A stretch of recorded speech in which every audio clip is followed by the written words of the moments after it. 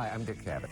There are certain people, you just don't question them when they know certain other people. When they, for example, call Kate Hepburn Kate as a rule, or Lord Olivier Larry, or Joan Crawford Billy, or Lord Mountbatten Dickie. To them, he was the gentleman I'm thinking of, co-star, buddy to one of them, husband to another, war hero to others. He is Douglas Fairbanks Jr., and his latest memoir, called A Hell of a War, reads pretty much like one of his father's swashbuckling movies. At least it has all the elements of it. Dashing hero, ghastly enemy, dastardly villains, the fairest of maidens, all sorts of exploits, daring do, hearty dose of humor. Douglas Fairbanks Jr., welcome. I certainly hope you can follow that introduction. I hope I can too. That's marvelous. I'm going to look at the replay over and over again, boost my morale. Yeah, I'm sure you need it. Somebody said to ask you, since you were both married to Joan Crawford and in combat in World War II, which of those do you have those medals for? I don't know what would lead anyone to say. But I saw Rain the other night, the great Joan Crawford film, so Yeah. I'm as in awe of anyone as anyone could be of someone who had been married to Miss Crawford, since I never even had the chance to meet her. Why was she called Billy for trivia experts? I wish I knew. I don't think she knew herself. It began in school, I believe, in Texas when she went to school there. And Billy Casson was what her name was, Casson, before that. There's a bit of the prankster in you, and it seems to play throughout your military and Well, that's sort of inherited. My father was a prankster too, and sort of ran in the family. Do you still run into people who think that you are Mary Pickford's? Mary Pickford was your mother because of the confusion? That happens a lot, yes. Yeah. Not anymore, but it used to happen quite a good deal. Now it happens once in a while. It's a natural assumption, I suppose. I think so. Why is it that Laurence Olivier was the target of jokes so frequently? It seems like I can recall at least a couple from the book, and there's a very unlikely scene. I'll let you tell. One in Mexico where you seem to pick on poor Well, he was such Olivier. a good sport about it. You know, we'd play practical jokes on him, and he always took them so well. He'd be the first one to laugh at his own martyrdom. Yeah, I had a time one time, he was going to join us on a group. We were going to have we chartered a sailing boat, about 4 or 5 of us. Larry was late on the film, so we waited in this little Mexican town for him. And he was going to fly down a little putt-putt plane, so we arranged with the local authority there. He called himself the mayor, but he wasn't a mayor. To have Larry arrested on arrival and thrown. You arranged to have him arrested for no reason? On arrival. There were only 2 policemen there, but neither one of them had this. There were 3 policemen, all had 3 different kind of uniforms. And they arrested him on arrival and threw him into this jail, awful jail with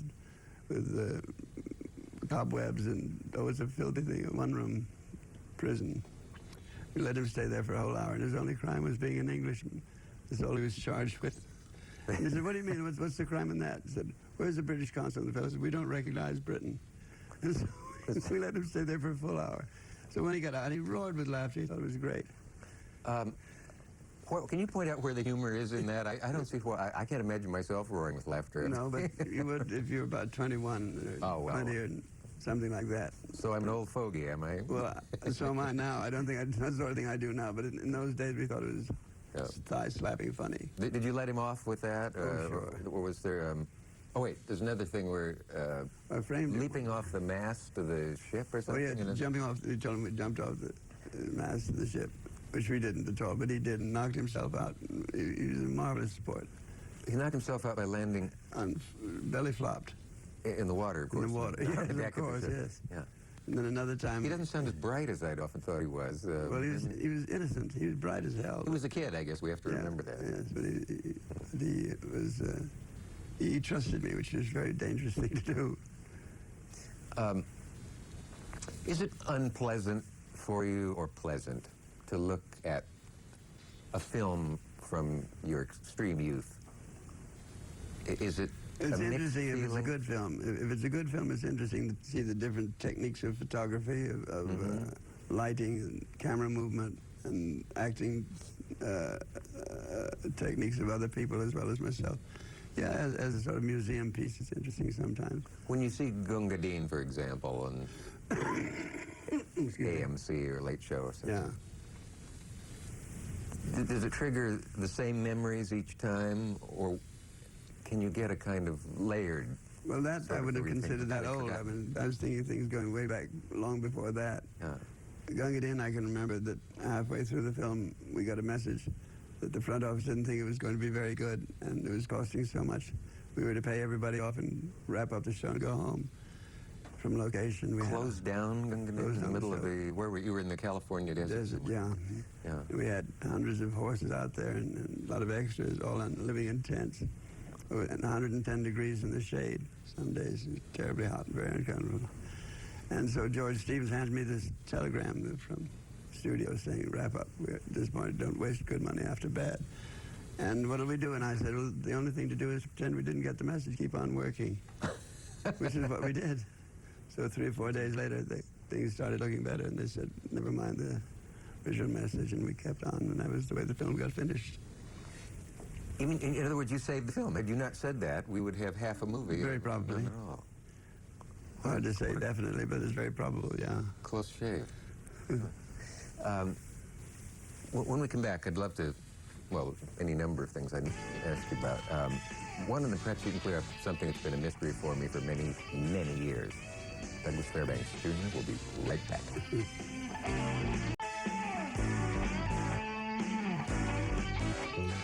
Talking with Douglas Fairbanks Jr., man.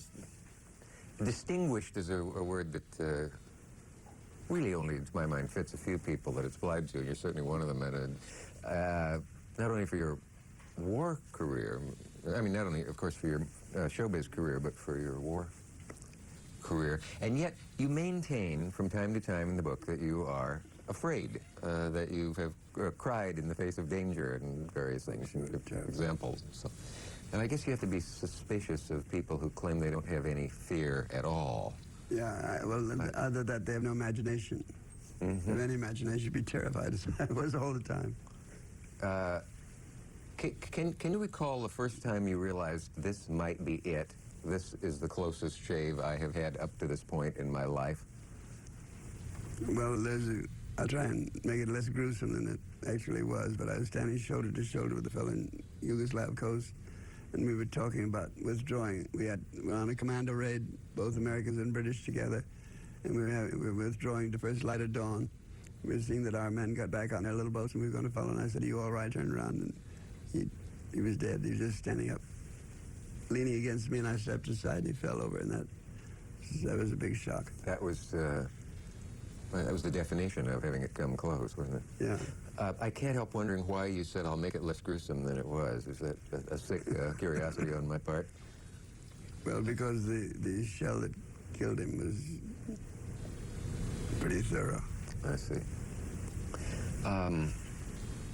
If that's the word to use. I don't know if thorough is the word. It was devastating anyway. Yeah. Do you remember an article some time back pointing out that during World War II, we never really saw on the home front any pictures of what war really was like? If we saw dead Americans, the body was always in one piece.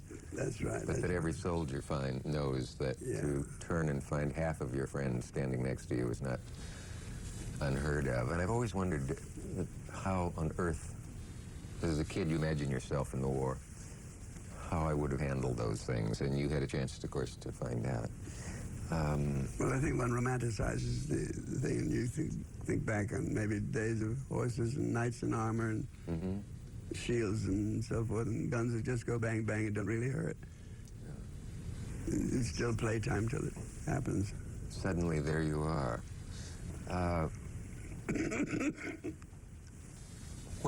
When you went into the first into the service and were, of course, a glamour puss, a phrase I think from the 40s, and you were also picked on by those lady gossip columnists, which there were two classic ones, Hopper and Parsons. And Luella Parsons. And it's never been clear to me exactly how they got their power, why people were afraid of them. And here we have you as a highly decorated war hero, and what did they find to pick on you about? Oh, I forget exactly, but they used to find all sorts of things. Some of them true and some of them not true, and they just gossip about things. Luella Parsons was a friend of Marion Davis, who was a friend of W.R. Hearst, and so that was a tie-in. She had the job as long as Marion wanted her to keep it. And Ed Hopper, I forget what her connection was with the opposition paper. But she'd been an actress on the stage years ago, and one of the wives of Wolf Hopper, he had 6 or 8 wives, and she was one of them. And one of them picked on you by saying your illustrious father would probably be rolling in his grave. That's right, yes, indeed. That was an annoying thing to say. Were you ever tempted to confront them face to face and rumple their corsage a little? Either that, yes, but I was afraid I'd go too far, so the best thing to do was to ignore them and just keep it as much of a distance as I could from them. And it was possible to do that? Well, it was difficult, but it was possible, yeah. I think every time I see David Niven in a film now, I'll think of you two cavorting during the war together. There's one a moment where you were in a hotel, was it? And with 2 ladies of the evening, merely for drinks, apparently. Yeah. And one of them excused herself for a moment and had a different customer she had to deal with. It's almost a classic joke situation. Do you know the thing I'm referring to? No, tell me the rest. Yeah, she said, it's the major.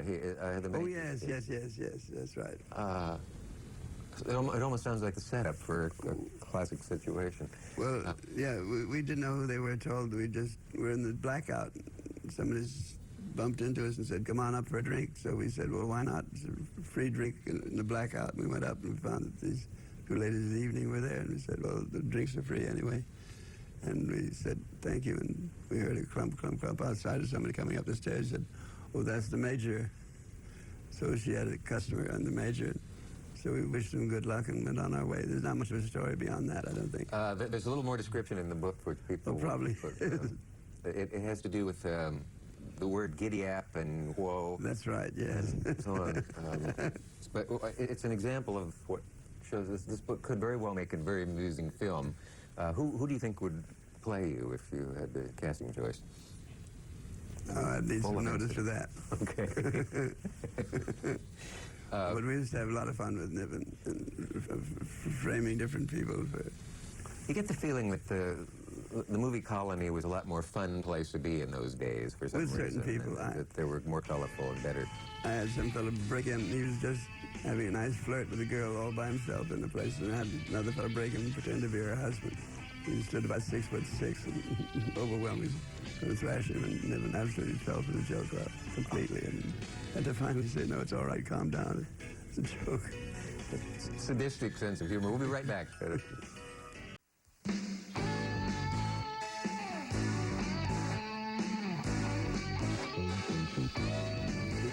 headline, 100-yard dash was run in 10 seconds. Charlie Paddock. Wow.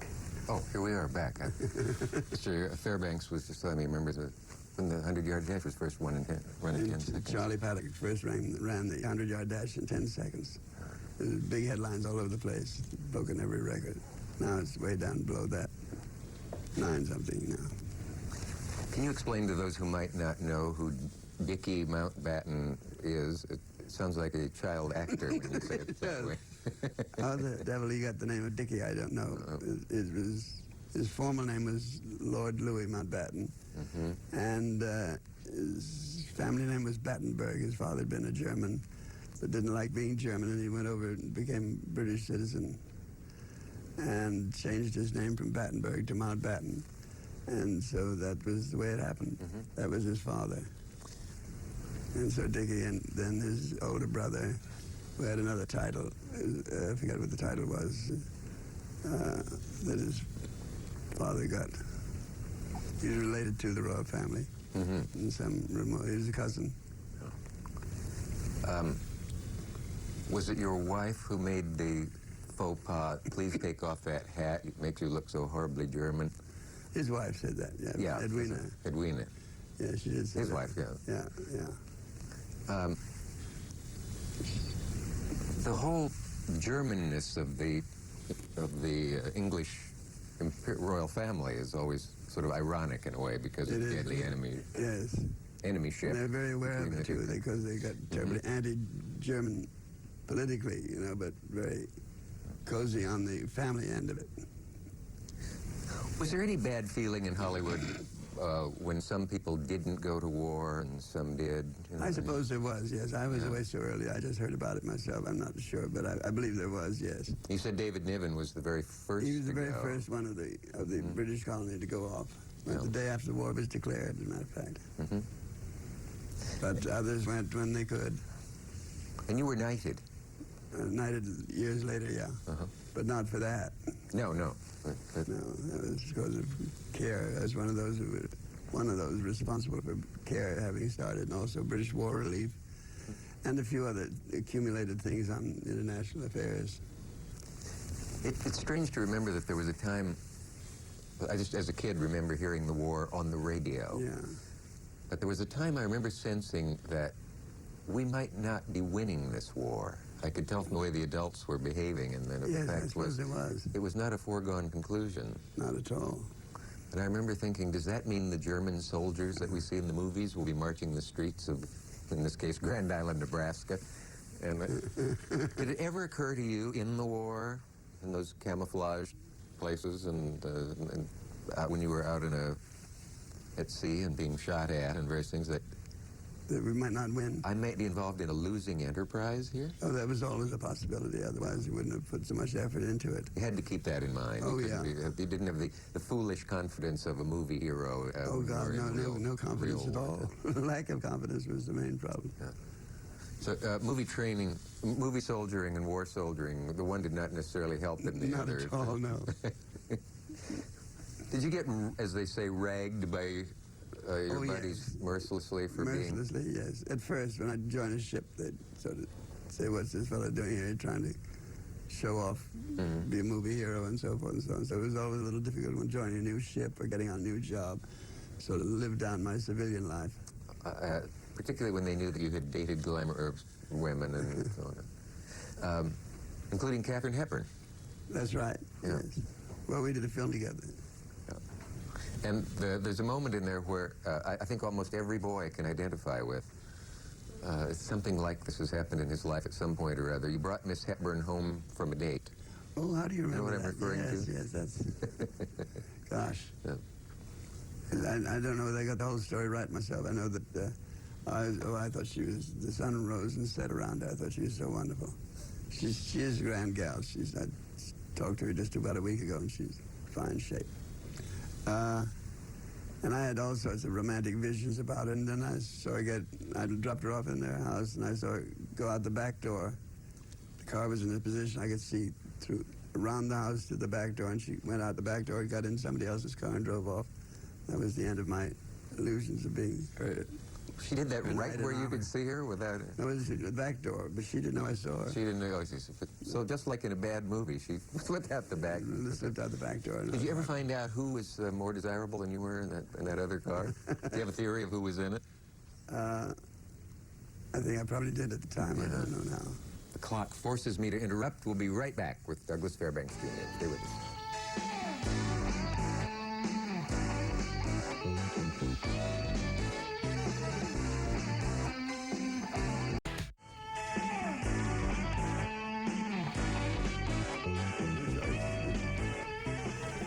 Can you recall for us just any cherished personal memory of the great Franklin Delano Roosevelt?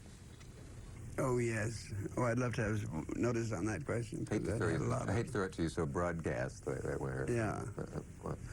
But, a lot of them that come up from time to time. Yeah. I know a lovely story about Mrs. Roosevelt, who I thought was a wonderful woman. She seemed to be universally admired, Yeah. didn't she, regardless of what people thought of him? She had a wonderful reply one time. My late wife once asked her, Mrs. Roosevelt said, which of your children, do you have any favorites among your children? Because we had three. And Mrs. Roosevelt thought a minute and said, no, not really, only the one who's most in trouble at the time, I suppose. It's wonderful. Isn't that a lovely remark? And even though they were the Roosevelt children, they were in trouble from time Yes, to time. yes.